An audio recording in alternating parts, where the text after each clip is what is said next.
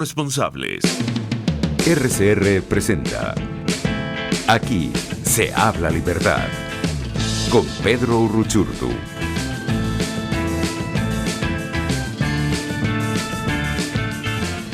Muy buenos días, amigos, bienvenidos a este primer Aquí se habla libertad del año 2020, deseándoles a todos y cada uno de ustedes el mejor año posible, un año que comienza por supuesto con muchísima información, muchísima noticia, un año muy acontecido, comenzando, apenas van 9 días del 2020, pues el mundo y Venezuela se sacuden y eso es parte también, pues por supuesto, de lo que nos tomará muchísimo tiempo de reflexión en nuestro programa todos los jueves. Ciertamente un año que se vislumbra como un año importante en muchos ámbitos y por supuesto que amerita de el análisis y la comprensión, ¿no? La comprensión de lo que realmente está ocurriendo en Venezuela y por supuesto en el mundo. 9 días muy acontecidos para este 2020 que comienza recién, así que bueno, a todos, gracias siempre por su sintonía y por acompañarnos, esperamos que así sea durante todo el año 2020. En la dirección general de la estación Jaime Nestares, en la gerencia de producción Willy Zarcaya, en la producción Justo Navarro, Catherine Manzano y Manela Nogales, en los controles César Arteaga, y recuerden que siempre nos gusta estar en contacto con ustedes, estar además de la sintonía que siempre por supuesto nos dan, nos gusta que se comuniquen con nosotros, pueden hacerlo a través de la mensajería de texto, enviando sus mensajes al 3456, que es igual a Dilo, y también por supuesto comunicándose a través de los teléfonos 0212-482-9750. Igualmente pueden seguirnos en nuestras redes sociales, en Twitter, en Periscope, @RCR750, a través de nuestra página web www.rcr.tv, la radio que se ve, y también en mis propias redes sociales personales, @Uruchurtu en Twitter y Pedro Uruchurtu en Instagram. Y bien, mucho que analizar en estos primeros días del año, concretamente en esta primera semana o segunda semana ya del año 2020. Y por supuesto yo quiero comenzar el programa refiriéndome a la situación en Venezuela. Desde luego, nuestro país, en donde estamos, desde donde luchamos. Y por supuesto nos preocupa, ¿no? Nos preocupa lo que hemos visto desde el día domingo en el seno de la Asamblea Nacional de Venezuela. Ciertamente el poder legítimo, ciertamente el poder que 14 millones de venezolanos escogieron en las urnas el 6 de diciembre del año 2015 y que se enfrentan nuevamente a una gran encrucijada, pero no a un golpe de estado habitual o convencional, sino la continuación de una arremetida que empezó en el mismo momento que la oposición obtuvo los dos tercios de ese parlamento y esa mayoría absoluta para entonces tomar decisiones. Recordemos que fue el propio régimen el que desde el mismo momento desconoció los resultados de esa elección y desde entonces la Asamblea Nacional ha estado en un constante asedio y eso hay que reconocerlo, hay que decirlo. Lo que ocurrió el domingo no es más que una nueva arremetida dentro de un conjunto, es decir, no hay nada nuevo para aquellos que preocupa, por cierto, cuando dicen, ¿no?, que lo que ocurrió el domingo terminó de desnudar a la dictadura. Y la realidad es que la dictadura está desnuda desde hace mucho, e incluso, como lo hemos dicho en varias ocasiones, ya hablar de dictadura pareciera quedarse corto, ¿no? Y esa es una de las primeras reflexiones que tenemos que hacer quienes estamos en el mundo de las ciencias políticas y hemos estudiado, pues a veces los conceptos se terminan convirtiendo en camisas de fuerza, porque pretendemos analizar con conceptos tradicionales, con conceptos habituales, con dicotomías habituales como la de democracia-dictadura, cuestiones que ya desde hace mucho son hasta peor que eso, ¿no? Y lo que ocurre en Venezuela, pues claramente no es más que la convergencia de los intereses criminales, ya lo hemos visto, intereses criminales, intereses desde luego muy oscuros, con el afán de permanecer en el poder, porque además ese poder se ha convertido en la razón de obtener, por supuesto, riqueza, mala vida y desde luego condenar a los venezolanos, someter a los venezolanos en detrimento incluso de nuestra soberanía, nuestro territorio, todo como lo hemos visto. Ahora bien, lo ocurrido desde el día domingo, ciertamente más allá del valor de los diputados y de su importante conducta de estos que no se dejaron comprar, es que al final esto demuestra lo que se ha dicho por mucho tiempo, que los hilos del poder y de la corrupción y de las mafias tienen muchísimo tiempo operando. Y no solamente son hilos de color rojo, Si algo demuestra lo que ha venido ocurriendo en los últimos días en Venezuela es que aquí hay muchas mafias de lado y lado, hay muchos grupos de lado y lado que se han beneficiado y que se benefician de ser supuestamente oposición precisamente para no solamente obtener recursos, sino también para servirle al régimen. El régimen ha conseguido entonces así a quienes les sirven de manera prácticamente leal y fiel a cada una de sus intenciones y de su propósito, que no es otro que el de desde luego quedarse en el poder a costa de la muerte de millones de venezolanos. No les interesa en lo absoluto. Y lo que tenemos que reflexionar, o la primera reflexión a la que esto nos lleva, es que si seguimos repitiendo que el régimen está desnudo por lo que hizo el domingo y no entendemos que está desnudo desde hace mucho tiempo y que es la hora de entender que no estamos lidiando con políticos, que estamos lidiando con criminales, con mafiosos, con gente que no tiene ningún tipo de escrúpulos y que su único propósito es precisamente aniquilarnos. No les interesa, sencillamente les importa su supervivencia. Si no entendemos lo que estamos enfrentando correctamente, pues será muy difícil la derrota de ese régimen. Porque es un régimen que ha utilizado los mecanismos políticos tradicionales precisamente para burlarse del mundo, de las instituciones, de las democracias que han mostrado con toda la buena fe, hay que decirlo, su intención de solucionar el conflicto venezolano, pero que al final se han encontrado no solamente con burlas, sino también con humillación por parte del régimen. Y es que es parte de su naturaleza. Es decir, mientras muchas veces nosotros nos quedamos en los análisis de los conceptos, democracia, dictadura, el régimen los ha utilizado sabiamente para burlarse del mundo mientras ganan tiempo y poder. Y así ha sido con los falsos diálogos, así ha sido con las falsas convocatorias a elecciones, así ha sido con todo. Han desvirtuado absolutamente todo lo que signifique una solución institucional. Y precisamente al cerrar toda vía institucional, pues claramente se complica y hay que entender que uno incluso como demócrata, porque lo hemos dicho mil veces en este programa, uno como demócrata siempre quisiera que la solución fuera lo más, no solamente pacífica posible, sino institucional posible. Eso es lo que uno quisiera. Y uno quisiera que el día de mañana esto se pudiera decidir por medio de una elección en la que todos participáramos. Pero al final no es posible. Sabemos que no es posible porque no estamos enfrentando a políticos. Estamos enfrentando a criminales. Y esa es la primera reflexión. La segunda reflexión es que ya no hay excusa para seguir hablando de una posible elección con este régimen. Es que no va a existir. Si algo queda claro es que en Venezuela no hay elección posible, no hay solución electoral posible mientras sea el régimen el que esté en el poder y que sea el régimen el que las tutele. Ni con el mejor CNE, ni con la mejor observación internacional, ni siquiera pretendiendo escoger un nuevo CNE con el chavismo ese que reincorporaron, que casualmente es el chavismo que reincorporan, pero no solamente es el que reincorporan, sino que luego de reincorporado es el que saca a quienes lo reincorporaron. Es decir, es el chavismo no solamente burlándose de los venezolanos, sino haciendo lo que siempre han hecho. Es el mismo comportamiento que han utilizado en los diálogos, es el mismo comportamiento que han utilizado en las falsas elecciones. Ese es el modus operandi de los criminales que están hoy en el poder. Y eso debe entonces hacer reflexionar a la Asamblea Nacional de que fue un grave error haber pretendido tratar como diputados a quienes no solamente perdieron su investidura, sino que han utilizado al Parlamento para atropellarlo, para desconocerlo, para perseguir. Y lo hemos dicho mil veces. Ese mismo chavismo que reincorporan al Parlamento para que supuestamente escoja un nuevo CNE o para que supuestamente haga, signifique un triunfo a la democracia porque todos estamos incorporados y todos debatimos sobre el tema de Venezuela porque es un problema de todos, es el mismo chavismo que cruza de puerta, cambia de hemiciclo y entonces hallan inmunidad parlamentaria, persigue a diputados, tortura y mata. Ese es el mismo chavismo. Entonces es la hora de no conceder más al chavismo y de no cederle más nada al chavismo. El chavismo tiene que ser tratado como lo que es y no hay solución posible en este momento que los incorpore a ellos, salvo que se imponga entonces la fuerza que los obligue a ceder. Y cuesta decirlo, es complicado decirlo, se ridiculiza muchas veces ese argumento de la fuerza cuando se dice que ustedes lo que quieren es que vengan los Marines. Y es muy terrible que se haga eso porque si algo ha demostrado en los últimos días es que el mundo avanza, la tecnología avanza y que lo no convencional avanza. Y hay que pensar, como dicen por allí, fuera de la caja la solución con respecto al tema de Venezuela, caracterizando correctamente lo que hoy tiene lugar en nuestro territorio. Un territorio no solamente entregado a grupos irregulares, sino al terrorismo y al crimen internacional.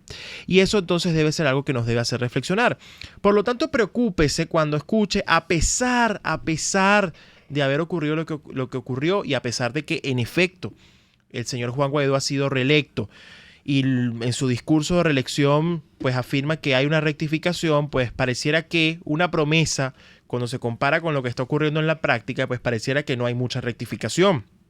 Porque pedirle a un ministro que se reúna con él, o sea, es decir, que un ministro se reúna con el interinato, es decir, que un ministro usurpador se reúna con el presidente legítimo y reconocerlo como ministro, es una enorme contradicción. Por ejemplo, usted no le puede pedir a ese señor que no es ministro porque se supone que es usurpador que le dé explicaciones por algo que está haciendo cuando se supone que usted es el que debe creerse presidente y usted es el que debe actuar e imponerse con su autoridad. Pero peor aún, nos dicen también entonces que hay que ir a la calle, pero entonces resulta que la experiencia que tenemos los venezolanos es que cada vez que se nos convoca a la calle, no solamente el costo es enorme en términos de vidas y de represión, sino que entonces después que la gente sale a la calle y hace todo lo que tiene que hacer, nos descubrimos entonces o que hay un diálogo por ahí medio escondido, que hay una falsa conversación o que incluso hay un posible proceso electoral en marcha. Entonces pretenden endosar a los ciudadanos los errores de la dirigencia. ¿Cuándo entonces la dirigencia va a asumir realmente su responsabilidad del año que pasó y que prácticamente no sirvió de nada? Porque esa es la realidad. Pasó un año en el que el régimen ganó tiempo, ganó oxígeno y, entre otras cosas, tuvo tiempo de hasta bypassear sanciones y rediseñar un sistema que le permitiera seguir enriqueciéndose a pesar de las sanciones, porque han sido efectivas pero no suficientes. Es decir, cada minuto que se le cedió al régimen significó obviamente fortaleza para ellos y debilidad para el propio gobierno interino. Entonces, cuando hay un nivel de desconfianza tal en la población, no basta con decir que vamos a la calle porque ahora sí. No basta con decir vamos a rectificar. No basta con hablar exclusivamente de una promesa. No es suficientemente válido ni siquiera un acto en ese sentido. Hay que revalidar la conducta y eso pasa por rectificar genuinamente y eso pasa por llamar a todos los actores involucrados y desde luego asumir que no hay vía institucional posible en este momento en Venezuela y asumir entonces que por ahí no es la cosa, que la única manera de que haya elecciones libres en Venezuela es que se vaya el régimen, es decir, que haya cese de la usurpación y que en efecto se haga. Pero de nada sirve hoy, un año después, separarse de un partido político cuando se sigue atado a un grupo de 4 partidos. De nada sirve separarse de un partido político cuando se sigue atado a la estrategia de una sola persona. De nada sirve rectificar si esa rectificación realmente no involucra a todos los actores y todas las opciones posibles, incluso las que fueron descartadas y ridiculizadas por tanto tiempo. Entonces, la gran reflexión que nos queda para este 2020 es que ciertamente sí hay una segunda oportunidad, pero no es un cheque en blanco. La gente aprendió. Y cuando la gente no sale a la calle, no sale porque alguien esté diciendo que no salga. La gente no sale porque sencillamente no confía. Y para recuperar la confianza del ciudadano, lo primero que debe hacer es ese gobierno interino pasar de la retórica a la acción y no tener el doble estándar y la doble moral de que hoy digo en la calle que soy bravo y que vamos por la fuerza, pero entonces luego me siento a dialogar con el régimen, me entiendo al país, cosa que al final el país igual se entera. Y aumenta, por supuesto, el desencanto. Entonces, esa no puede ser la opción. No puede haber colaboración entre agendas, porque son agendas contradictorias. Usted no puede tener, si estamos en una guerra, usted no puede tener en el comando principal de la guerra a alguien que cohabita o que es colaborador del enemigo en esa guerra, porque es que entonces usted nunca va a ganar la guerra porque tiene al enemigo en su propio comando de guerra. Usted no puede remar en un barco cuando todos van para la misma dirección si tiene alguien que va remando hacia otra, porque el barco no es que nunca va a avanzar, es que se va a quedar varado, se va a quedar allí. Usted tiene que asumir finalmente que usted tiene que alejarse de todo aquel que no le permita avanzar hacia la ruta de la libertad. Y eso pasa por entender que hay gente que hoy, incluso dentro de la llamada oposición, le sirve al régimen porque le conviene, porque es su negocio, porque es lo que siempre han buscado. Y si usted no se aleja de esa gente, será muy difícil. Entonces el doble estándar aquí no funciona. Usted no puede tener al enemigo, al adversario en su propio comando pensando que es su amigo, porque sencillamente sirve a otros intereses. Es momento de unirse a quienes realmente quieren salir de esto urgentemente, como el país lo demanda. Así que de nada sirven entonces las jornadas heroicas ni las épicas grandiosas si con las actuaciones posteriores se pretende insistir en algo que no va a ocurrir y peor aún rogándole a quienes han demostrado que de ninguna manera lo harán. Entonces, la gran pregunta es, ¿le van a rogar elecciones a un régimen que no respeta a nadie y que solo su salida del poder significa votar libremente? ¿Le van a pedir al mismo usurpador ministro de la defensa del régimen que Guaidó pretendía, por cierto, ser su ministro de defensa el 30 de abril pasado, que responda por algo que sencillamente han hecho intencionalmente? Si la narrativa es de fuerza por haber entrado a la Asamblea Nacional y haber recuperado un espacio, asúmanla también para desafiar al régimen y derrotarlo de la única forma posible, la fuerza. Pedirle a los venezolanos que salgan a la calle bajo una narrativa de fuerza para luego dialogar y pactar elecciones cohabitando es traición. Vamos a una pausa y regresamos con más de Aquí se habla libertad. Usted escucha Aquí se habla libertad con Pedro Urruchurtu. Síganos en Twitter en @RCR750, la radio que se ve. Puedes seguirnos en nuestras redes sociales. En Twitter, @RCR750, la radio que se ve. En Arnamar contamos con una muy extensa gama de productos cosméticos de primerísima calidad para el cuidado personal de toda la familia. En Arnamar nos sentimos orgullosos de ofrecer tratamientos especiales para el cabello y para la piel tanto de adultos como de niños, bajo las más estrictas normas internacionales. Y en Arnamar siempre estamos innovando para satisfacer las exigencias de la calidad de vida de hoy. Arnamar Cosméticos, toda una vida dedicada al cuidado personal de la familia venezolana. Nelson Mandela, el valiente no es el que siente miedo, sino el que vence ese temor. En la crisis se encuentran las oportunidades. Aquí en Sin Estrés se las mostramos con invitados especiales que nos regalan sus experiencias por una Venezuela mejor. Cada tarde, de lunes a viernes a las 3, desde el emprendimiento, la educación, la salud y el entretenimiento. Por nuestra calidad de vida se nos hace necesario tomar un respiro del agobio diario, dedicar unos minutos a la salud mental y emocional para vivir sin estrés. Sin Estrés, de lunes a viernes a las 3 de la tarde por RCR 750 AM y RCR.tv, la radio que se ve. Les estamos presentando Aquí se habla libertad con Pedro Urruchurtu por RCR.tv, la radio que se ve. Bien, de regreso en Aquí se habla libertad y vamos a pasar entonces con nuestra entrevista, nuestro invitado. Como les decía al comienzo del programa, hemos tenido un 2020 muy acontecido, es decir, los primeros 9 días del año han pintado suficientemente entretenidos y movidos como para saber lo que nos puede deparar entonces este año. Y para eso entonces quisimos conversar el día de hoy con Joseph Jumire, experto en amenazas transregionales y director ejecutivo del Centro para una Sociedad Libre y Segura, quien además ha estado no solamente pues ofreciendo un montón de entrevistas, análisis, sino análisis muy acertados sobre lo que precisamente está ocurriendo hoy en el Medio Oriente, lo que ha sido pues toda esta ofensiva por parte de los Estados Unidos en Irán y desde luego todas esas implicaciones, ¿no? Para no solamente el mundo, digamos globalmente hablando, sino también para nuestra región y para Venezuela. Y por eso pues quisimos invitarlo hoy para conversar un poco sobre esto y también pues también conocer sus expectativas acerca de los próximos días y próximas acciones. Así que bienvenido, Joseph, a Radio Caracas Radio. Gracias por acompañarnos. Gracias, Pedro, por la invitación. Es un gusto y bueno, un placer. Joseph, lo primero que la gente se pregunta hoy, luego de lo ocurrido en estos últimos días, es cómo está la situación hoy y concretamente qué implicaciones tiene hoy para el mundo toda esta ofensiva y lo que hemos visto incluso hasta el día de ayer, lo que han sido pues hasta la propia declaración del presidente de los Estados Unidos, las propias reacciones del gobierno iraní, en general toda la reacción del Medio Oriente. ¿Cómo está el mundo hoy y qué espera el mundo hoy después de lo que ha ocurrido?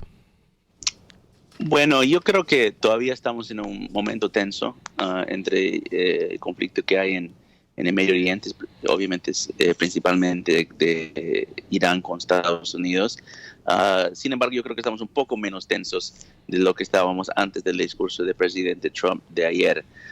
El discurso del presidente Trump me pareció muy adecuado, que mantenía la contundencia de su mensaje de fuerza. O sea, era un mensaje fuerte diciendo que, empezó su discurso diciendo que jamás en su presidencia va a haber un Irán con una bomba nuclear. Ni siquiera saludaron a los periodistas, ya de entrada entró con ese mensaje de fuerte. Pero durante su discurso abrió un espacio diplomático para negociar con Irán si es que Irán quiere realmente desescalar esta situación. Entonces, ventana que dio a Irán me parece muy importante. Tiró el balón a la cancha de Irán para ver qué va a hacer Irán ahora, porque si realmente quiere desescalar, Estados Unidos está dispuesto a hacerlo. Estados Unidos no está buscando conflicto con Irán. Es más, en los últimos 40 años jamás Estados Unidos quiere guerra con Irán. El problema es que siempre hay provocaciones o agresiones. Entonces yo creo que estamos menos tensos porque el discurso del presidente Trump creo que calmó las cosas de cierta forma. Sin embargo, igual hay una tensión porque no se sabe exactamente qué Irán va a hacer. Los ataques de misiles a las bases militares en Irak creo que no era la respuesta mayor que Irán va a tomar para vengarse por la muerte de Qasem Soleimani. Sí, eso por ahí quería precisamente conectar. ¿Cómo está, o sea, cómo queda hoy el gobierno iraní después de esta baja que obviamente es fundamental? Esta persona, este general era fundamental para ellos. ¿Cómo queda, no? ¿Cómo se configura ahora? Y obviamente, digamos, ellos mismos han mostrado su interés de desescalar. Obviamente, creo que entendieron también no solamente la intención y la capacidad de respuesta que pueden tener los Estados Unidos frente a este hecho, pero concretamente cómo queda el gobierno iraní y cómo queda toda esta articulación de fuerzas. Aquí incluso, si pudieras explicar un poco cómo funcionaba cómo funciona esta fuerza Quds y cómo ha sido su conexión y cómo queda ahora todo su entramado de conexión con el mundo, ¿no? Porque no es solamente en Irán, es decir, esta fuerza tiene, toda una conexión que el propio general Soleimani manejaba a la perfección. ¿Cómo queda esto ahora y cómo esto afecta al gobierno iraní? Bueno, una pregunta muy buena, pero también muy amplia. A ver, vamos por partes.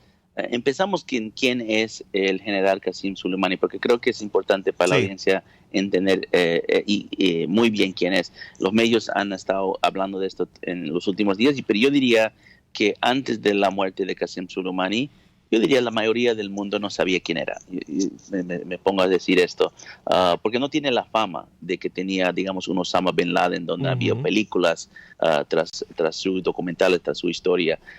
Pero te aseguro que él era una figura mucho más importante y mucho más poderoso que Osama Bin Laden en el campo terrorista y también en el campo de guerra asimétrica.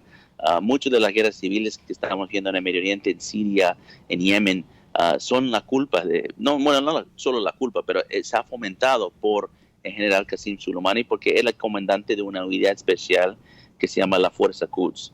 La Fuerza Quds es la unidad especializada en guerra asimétrica dentro de la Guardia Revolucionaria de Irán, lo que se llama en su nombre persa la Paz Darat. Y eso es como un ejército paralelo que tiene Irán. No es su ejército convencional, es un ejército paralelo para hacer todas sus operaciones especiales a nivel internacional. La razón que Qasem Soleimani llegó a tanto alto poder en Irán es porque uno de los principales motivos y objetivos de la revolución iraní era exportar esa revolución por todo el mundo. Y por lo tanto, Qasem Soleimani estaba el persona a cargo de esa misión. O sea, él operaba menos dentro de Irán y operaba fuera de Irán.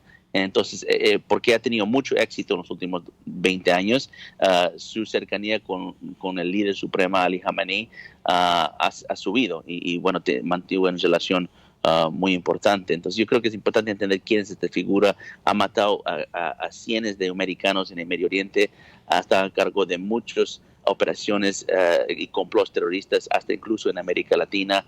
Entonces, es este señor. Ahora, de ahí vamos a lo que es esta respuesta, ¿okay? Porque conociendo un poco la trayectoria de quién es Qasem Soleimani, podemos entender que fue un golpe duro contra el régimen iraní. Entonces, ellos van a querer responder, Entonces, hablaremos de los ataques de misiles a las bases militares en Irak. Si eso fue realmente la venganza que estaba buscando, yo no creo que lo es, y por varias razones.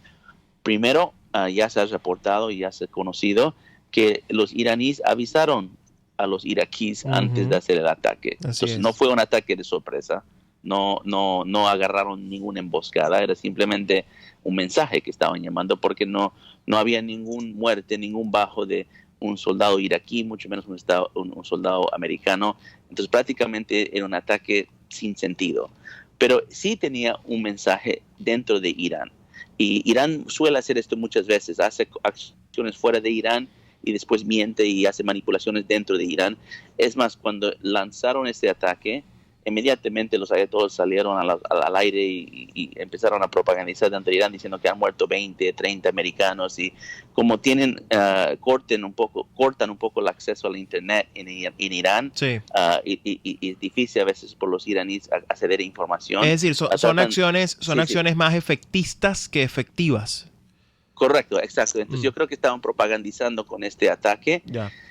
Sin embargo, eso nos lleva a pensar que todavía esperamos el golpe duro, digamos, de Irán, y cuándo va a ocurrir y cómo va a ocurrir. Y eso creo que por eso debemos mantener una alta vigilancia al tema. Y quizás por eso ayer Estados Unidos, pues precisamente con esa locución del presidente Trump, pues coloca la pelota en la cancha de los iraníes, ¿no? Y al final deja en manos de ellos cuál va a ser esa respuesta, y digamos, quedan advertidos frente a que podría ser cualquier acción que ya incluso Estados Unidos demostró ayer que, digamos, puede llevar la fiesta en paz. Obviamente va a seguir hablando de sanciones, va a seguir haciendo cosas, pero digamos, ya coloca la respuesta de la acción, digamos, la acción de respuesta en la cancha iraní, porque mucha gente esperaba, por ejemplo, que luego de este bombardeo a las bases en Irak, el gobierno de Estados Unidos contestara de la misma forma o digamos, con contundencia, pero no lo hizo. Entonces, en ese caso ya le dejan en manos del gobierno iraní, dejan entonces una especie de contraataque. Sí, correcto. Es prácticamente ahora, el presidente Trump ha hecho una movida donde demostró que puede usar fuerza y está serio, y va a haber consecuencias si va a haber una provocación, una agresión de Irán, pero al mismo tiempo demostró que no está buscando guerra, que dice, mira, ustedes atacaron al ejército estadounidense dentro de unas bases militares en Irak, pero bueno, no había daños. Yo sé que tienen alguna intención a lo mejor de propagandizar eso. Bueno, háganlo, no nos molesta, queremos descalar esta situación. Entonces yo creo que fue fuerte y suave al mismo tiempo, entonces es un mensaje muy bueno en salir en este momento. Pero sí voy a decir algunas cosas, Pedro, a lo mejor podemos tocar estos temas, porque hay muchas cosas raras pasando que creo que merece una discusión. Yo todavía no he podido hablar de esto en ciertos medios porque tanta información está pasando tan rápido, pero sin entrar en teorías de conspiración, pero yo creo que es adecuado también analizar incidentes que están pasando en Irán que no podemos conectar a esto, pero son raros, como había 2 terremotos en Irán, ¿no? Habían 2 terremotos muy cerca a unas plantas nucleares que tiene Irán en el suroccidente del país, que se llama Bushehr. Ahora eso creo que tiene muy preocupado a la gente que está observando acerca esto, y creo que como podemos conectar esto con el discurso del presidente Trump y lo que me agarró la atención es apenas empezó su discurso el presidente Trump, la primera cosa que dijo era: jamás Irán va a tener una bomba nuclear cuando yo sea presidente de este país. Sí, esa fue la frase, digamos, la gran frase resaltada el día de ayer. Claro, y es como que me hace pensar que están mirando muy de cerca el programa nuclear de Irán. Irán ya ha dicho que no va a respetar el acuerdo, la verificación. ¿Y será que Irán realmente ya ahora está acelerando a tratar de poder tener esta bomba? Y puede ser que esto sea una prueba nuclear que están haciendo bajo tierra que se resulta en estos terremotos. No podemos decirlo, no sabemos, pero son preguntas válidas, especialmente para la comunidad de inteligencia. Y también hay este incidente de este avión, este Boeing, un avión de Ucrania que cayó, que nadie sabe qué pasó, porque Irán no quiere ser transparente con eso. Pero esto también lo quiero conectar con otra parte del discurso del presidente Trump, donde él habló y enfatizó en la capacidad de misiles hipersónicos, ¿no? Ahora, esto de misiles hipersónicos es algo que se está poniendo muy de moda en los sectores de defensa. Rusia más bien ha sido muy agresivo en avanzar en esta tecnología. Estados Unidos también, China también. Y un misil hipersónico es un misil crucero que puede viajar a una velocidad que casi ni siquiera lo puedes ver. O sea, es tan rápido esos misiles. Entonces hay especulación de que este avión puede ser que no fue una falla técnica y puede ser que la han agarrado con una nueva tecnología, como un nuevo misil.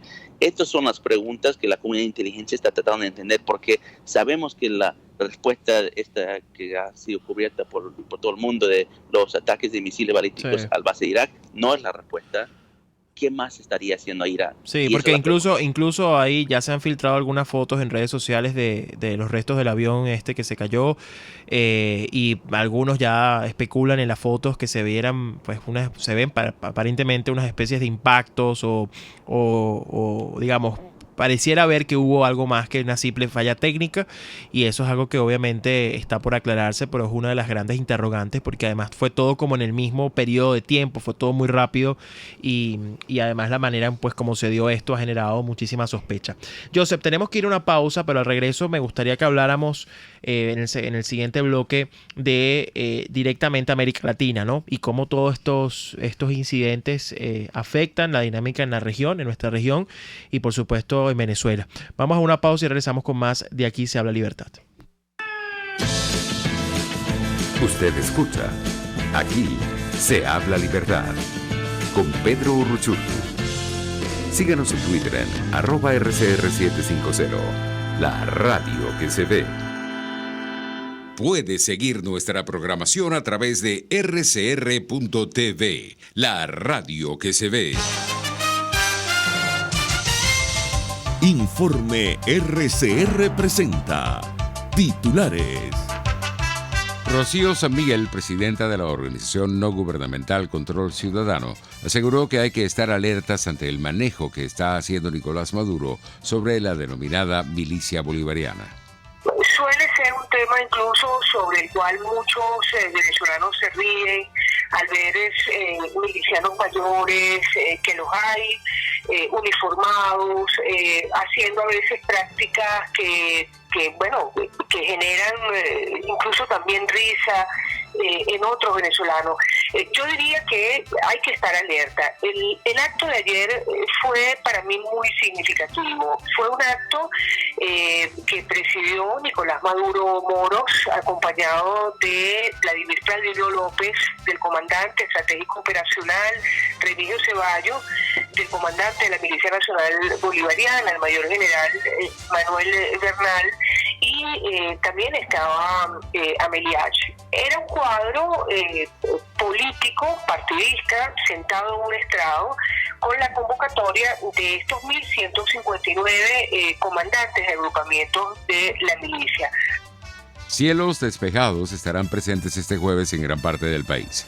En internacionales, el primer ministro británico Boris Johnson habló este jueves por teléfono con el presidente de Irán, Hassan Rouhani, y le instó a poner fin a las hostilidades en el Golfo Pérsico. Y en los deportes, en las grandes ligas, el lanzador venezolano Edubray Ramos pactó con los Dodgers de Los Ángeles. 11:35. Continúen con Aquí se habla libertad.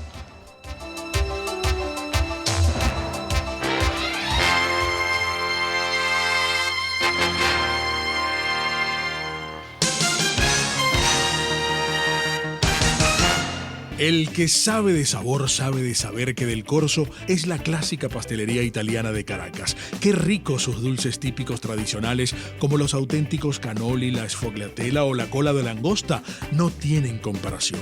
La pasta seca de almendras y chocolate o su gran variedad de tortas, cumpleaños, bodas, bautizos o comuniones, reuniones familiares o eventos corporativos. Teléfono 0212-941-1971. Pastelería Del Corso, la pastelería italiana por tradición y excelencia.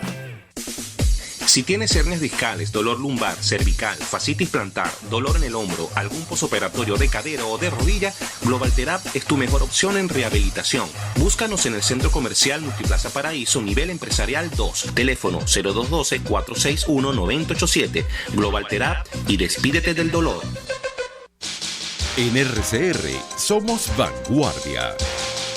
Toda la programación de tu RCR también la puedes seguir a través de la internet. Audio y video en tiempo real. Noticias y mucho más. No te pierdas ni un segundo de nuestra programación.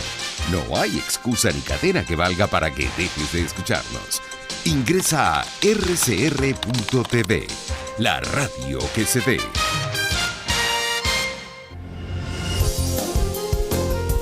RCR 750 AM, porque lo bueno une.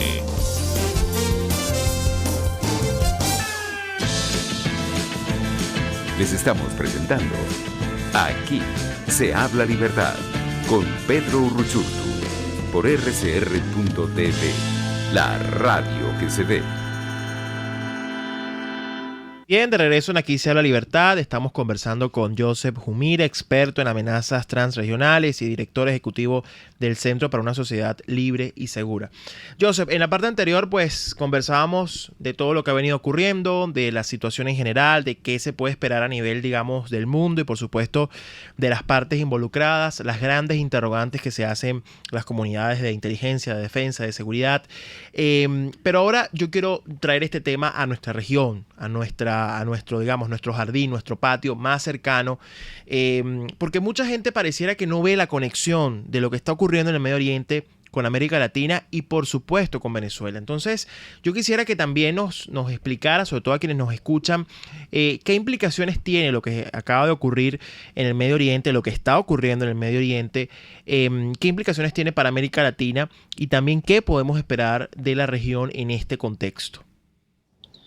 Sí, bueno, esa es una buena pregunta, es parte del enfoque de mis estudios que he hecho durante la última década y creo que es algo bueno resaltar, hay mucha conexión y yo sé que para mucha gente en Latinoamérica lo que pasa en el Medio Oriente es muy distante, pero te aseguro que no es así. El mundo es globalizado hoy en día, las redes forman de una forma transregional y por lo tanto las amenazas también.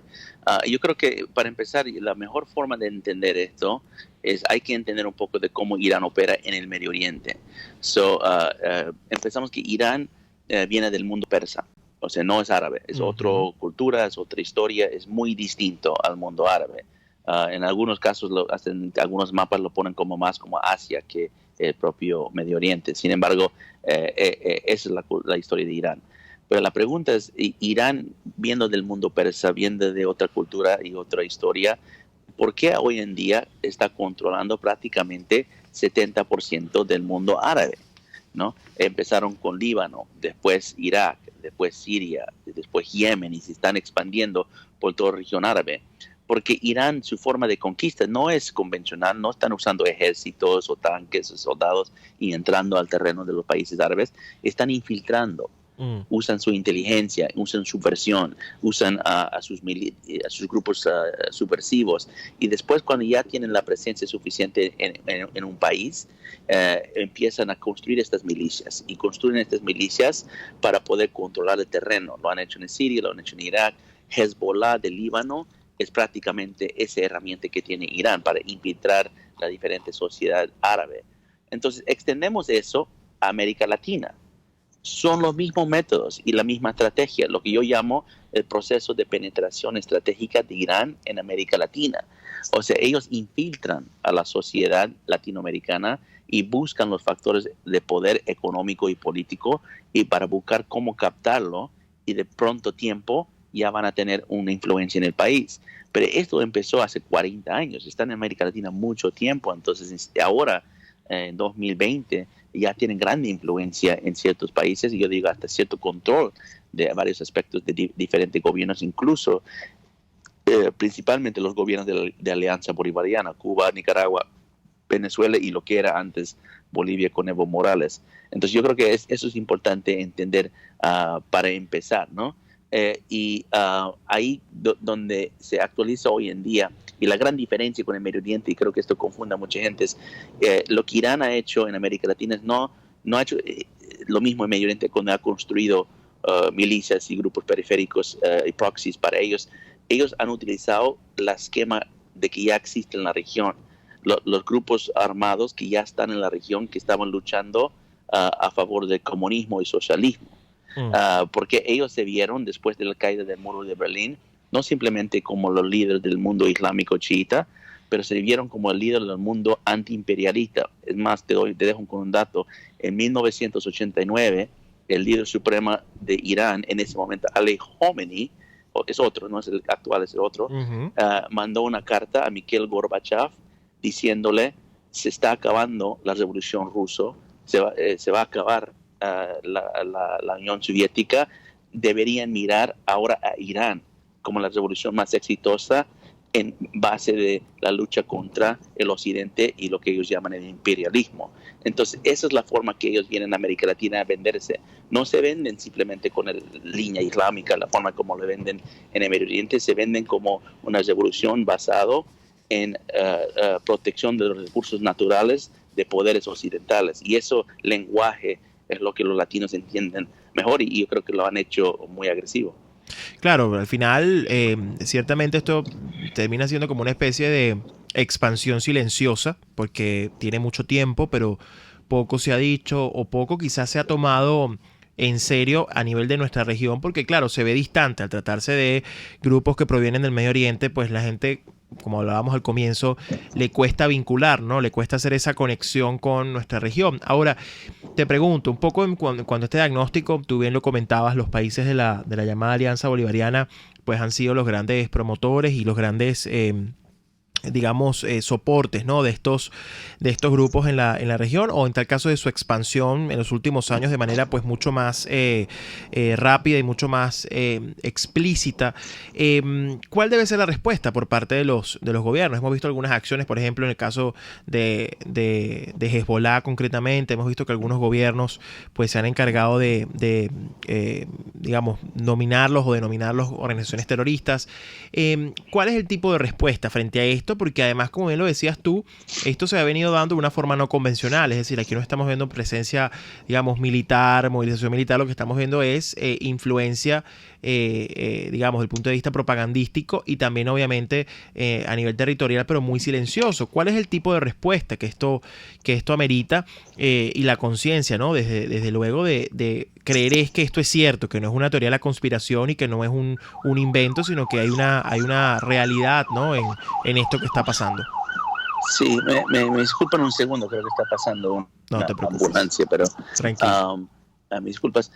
Creo que escuché la pregunta que la respuesta de gobiernos en Latinoamérica frente a esta amenaza, ¿cierto? Sí, ¿cuál debe ser? Y digamos, tomándolo en serio, es decir, esto no es una teoría conspirativa, es una realidad muy silenciosa, pero que debe ser tratada, ¿no? Y debe ser asumida como una amenaza para toda la región, y obviamente partiendo del hecho de que son los países de la Alianza Bolivariana quienes le han dado soporte y paso a la expansión incluso mucho más rápida de estos grupos.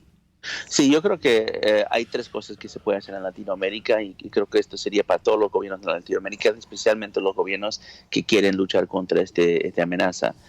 Primero, yo creo que es lo que bien dijiste, hay que mejorar su conocimiento. Ya nos sobra que hay gobiernos latinoamericanos que no saben nada de Medio Oriente. Eso ya hoy en día, en 2020, tiene que acabar. O sea, la geopolítica internacional está manejado por los conflictos en el Medio Oriente, y todo el mundo lo sabe, y todos los que quieren ser actores globales en este tiempo tienen que entender exactamente por qué existen estos tipos de conflictos. Entonces, yo creo que eso es para empezar. Yo pienso que debería construir centros de estudios geopolíticos, centros de estudios de Medio Oriente. Debe haber más enfoque en el campo de inteligencia sobre las embajadas de Irán, sobre sus actividades, todo. O sea, eso hay que subir la conciencia tanto en el gobierno, pero yo diría también en la sociedad, para que la gente, los académicos, todos empiecen a entender esto. Segundo, hay un vacío legal que se está mejorando, pero yo diría se podría ser un poco más rápido, que el vacío legal es por la historia de Latinoamérica, que tiene una historia grande con la lucha contra terrorismo. Mayormente eran terroristas comunistas que estaban atacando a sus gobiernos, y también hay, se puede decir que había ciertos gobiernos abusando de sus pueblos en nombre de contraterrorismo, pero entonces eso se ha evolucionado. Hoy en día el terrorismo mayor en el mundo es el terrorismo islámico, el terrorismo internacional. Entonces, por lo tanto, yo creo que hay que modernizar las leyes. O sea, no hay ningún país en el mundo antes de julio de este año que podía decir que tenía un grupo de terrorismo islámico designado como tal como es en su propio país. Argentina cambió eso en julio de 2019, cuando designaron por primera vez a Hezbollah como un grupo de terrorismo internacional. Esas designaciones tienen dientes, tienen poder, porque lo que pasa es que el propósito de antiterrorismo es muy diferente al propósito de lucha contra el crimen organizado. Claro. En crimen organizado mayormente estás esperando que alguien cometa un delito y después lo buscas y lo investigas. En antiterrorismo tienes que anticipar las acciones para poder prevenirlos, porque es muy tarde esperar que explote una bomba y después decir, ay, bueno, hubo una amenaza, hay que ir detrás de ellos. La gente muere. Entonces, antiterrorismo es más una función de inteligencia, y estas designaciones dan los dientes para que los servicios de inteligencia tengan más función. Entonces yo creo que todos los gobiernos en Latinoamérica deberían designar, no solo a Hezbollah, pero deberían designar a grupos de terrorismo internacional tal y como son, terrorismo internacional. Entonces yo creo que eso es un vacío legal. Y por último diría, hay un nexo, yo lo digo como es el nexo del siglo XXI, que hay que empezar a mirar con mucha seriedad en América Latina, y creo que en ciertos aspectos algunos analistas lo separan, y me refiero al nexo entre Irán, Rusia y China. Muchos lo ven como a veces algo distinto, que el chino tiene un interés económico, Rusia un interés armamentos, Irán haciendo su espionaje, quién sabe qué más. Pero en realidad los tres han conjugado una estrategia conjunta para América Latina. La forma que se puede simplemente entender esto es, yo lo llamo la medida de 75%. Me explico. 75% de los préstamos y créditos de China a América Latina son a los mismos 4 países. O sea, préstamos y créditos, no inversión. Son a Nicaragua, Venezuela, Cuba y Bolivia. Son a los mismos 4 países. 75% de la venta de armas de Rusia a América Latina son con esos mismos 4 países. Estamos hablando de la Alianza Bolivariana. Y por último, 75% de los acuerdos bilaterales que Irán ha firmado con América Latina son los mismos 4 países. Eso te demuestra una estrategia, eso te demuestra que están trabajando de cierta forma conjunta, y eso se está evidenciando más y más con el tiempo. Justo antes de todos estos incidentes en el Medio Oriente, en Irak, creo que hace 2 semanas atrás, había por primera vez en la historia un ejercicio conjunto entre las armadas de Rusia y China, Irán, en el Golfo de Omán, demostrando que pueden tener capacidad conjunta entre las armadas de los 3 países. Eso es histórico, nunca pasó antes en la vida. Están demostrando esta alianza, están demostrando que están trabajando conjunto. Entiendo completamente que no es una alianza convencional, y en realidad no hay una desconfianza entre los 3 países. O sea, pero viejo dicho de que mi enemigo es mi amigo, aplican esta situación, porque ese enemigo para ellos es Estados Unidos. Claro. Bueno, Joseph, muchísimas gracias por acompañarnos. La verdad es que muy claro todo. Creo que ahora más que nunca hay que estar pues alertas y tomar esto muy en serio. Son temas que deben ser ciertamente asumidos como temas importantes, temas relevantes por parte no solamente de quienes toman decisiones, sino también de la opinión pública, porque es una realidad muy compleja. Pues obviamente queda claro que hay una convergencia de fuerzas entre el crimen, el terrorismo, todo lo que ha venido ocurriendo, y eso desde luego nos obliga pues a asumir también lo que está ocurriendo en Venezuela como parte de eso, y parte también del discurso de lucha en Venezuela tiene que incorporar estos elementos, porque no se puede entender, no se puede diagnosticar lo que ocurre en Venezuela sin hablar de esta dimensión. Así que te agradecemos muchísimo tu tiempo por acompañarnos, y esperamos seguir invitándote y conversando contigo de estos temas que no se agotan, que por el contrario están en permanente desarrollo, y pues hoy fue una muy grata conversación sobre estos temas. Gracias por acompañarnos, Joseph.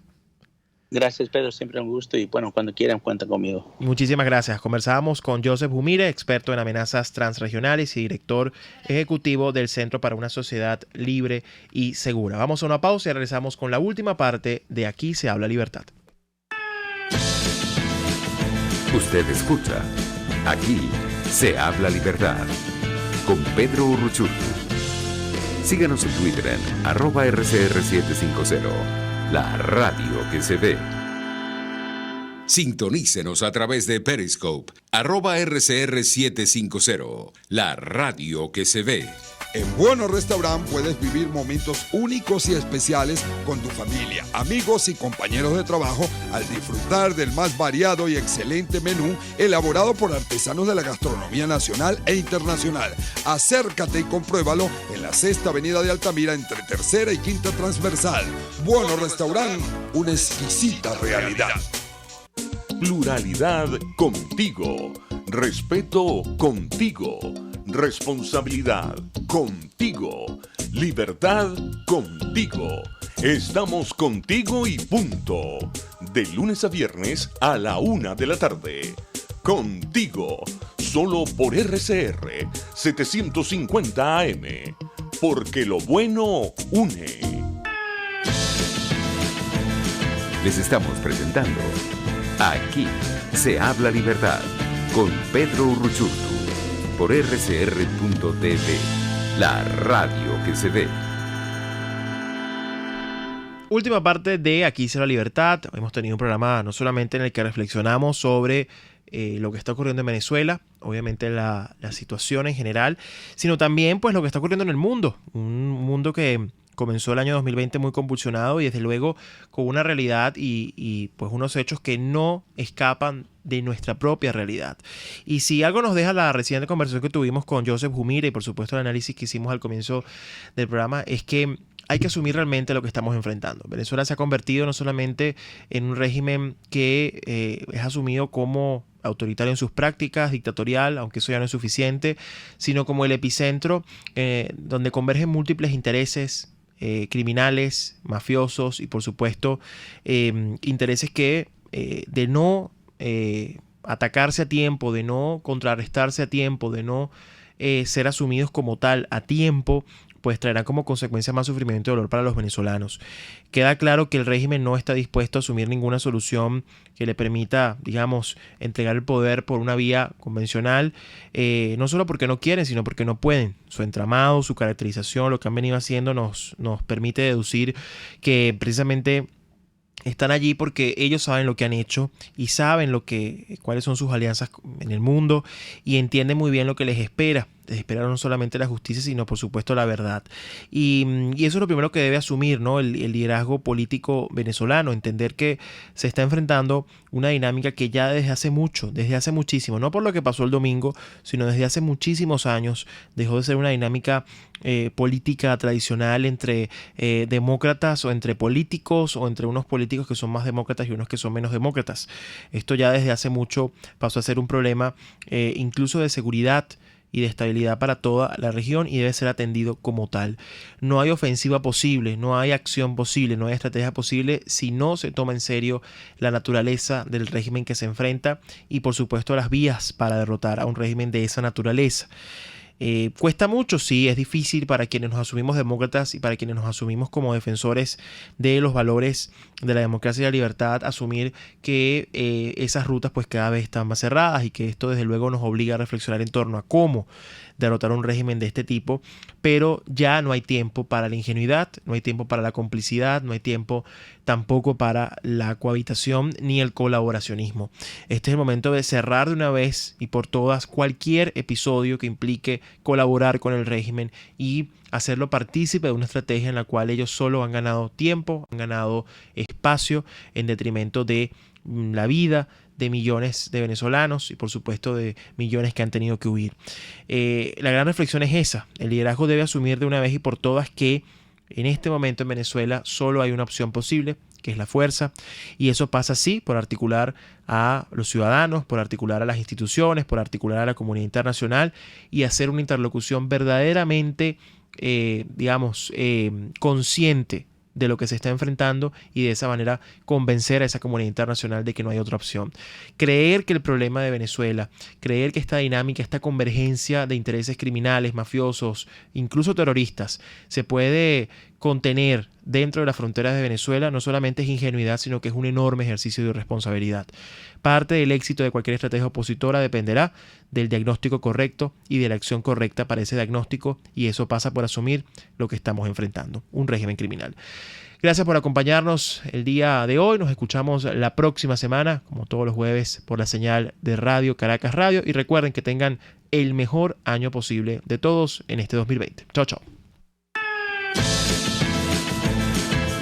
RCR presentó Aquí se habla libertad con Pedro Urruchurtu.